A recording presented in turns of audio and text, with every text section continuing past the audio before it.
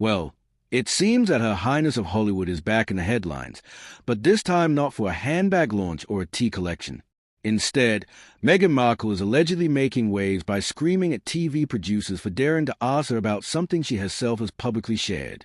Yes, folks, in true Markle fashion, she reportedly threw a royal-level tantrum behind the scenes after being questioned about her own past statements regarding suicidal thoughts. While mental health is a serious matter, it's a bit disingenuous to act as if the topic is off-limits when you've already shared it with Oprah, broadcasted it to the world, and turned it into a brand, a podcast, and a poignant talking point. Let's be honest, a PR weapon. According to royal author Angela Levin, this particular outburst occurred following the CBS Sunday Morning interview with Jane Pauley, where Meghan allegedly unleashed a fury at the producers after they brought up her Oprah comments.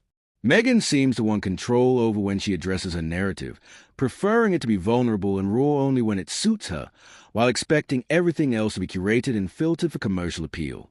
As a journalist doing their job by following up on what was arguably the most shocking statement made on television, they quickly found themselves at odds with Meghan's expectations. This isn't journalism in her eyes. It's supposed to be the Meghan show, and everyone involved better know the script. Things escalated further during the same interview, where Levin claimed Meghan couldn't even stand being next to Prince Harry, who, in this situation, seemed to be reduced to a mere background prop. Levin described Meghan shooting daggers with her eyes, visibly annoyed whenever Harry spoke, which is consistent with her previous claims about Harry, suggesting he had lost his father when King Charles was very much alive and busy with the coronation. It seems consistent with Meghan's image for her to make Harry sit quietly while she dominates the narrative. While Harry was reportedly exhibiting signs of anxiety by rubbing his fingers together, Meghan reached for his leg, perhaps seeking support or attempting to silence him. To the outside observer, Harry didn't appear to be a man in love. He seemed trapped in an awkward two-person press tour. Meanwhile, this emotional display coincidentally aligned with a promotional campaign for the Parents Network, an initiative focused on online bullying and suicide prevention. Certainly, it's a noble cause, but when juxtaposed with Meghan's backstage rage and Harry's blank stare, it all starts to feel less like advocacy and more like another branding exercise. This is where Meghan excels, weaponizing vulnerability and Monetizing trauma. She has turned her royal exit into a Netflix series, her therapy sessions into Spotify content, and her personal struggles into more branded moments. However, cracks are starting to show.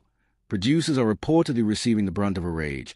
Body language experts are detecting signs of contempt, and Harry looks increasingly like a sad golden retriever, realizing he might never return to the park.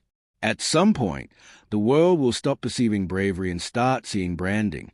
Even the most sympathetic viewer may begin to question, how many platforms do you need to tell the same story before it stops being therapy and starts being PR? Meghan, you claimed you wanted to tell your truth, and you have done so multiple times across various continents, platforms, and formats. However, screaming at producers for merely repeating your own words isn't empowerment. It appears more like damage control, and for Harry, one can only hope he's silently seeking help amidst it all.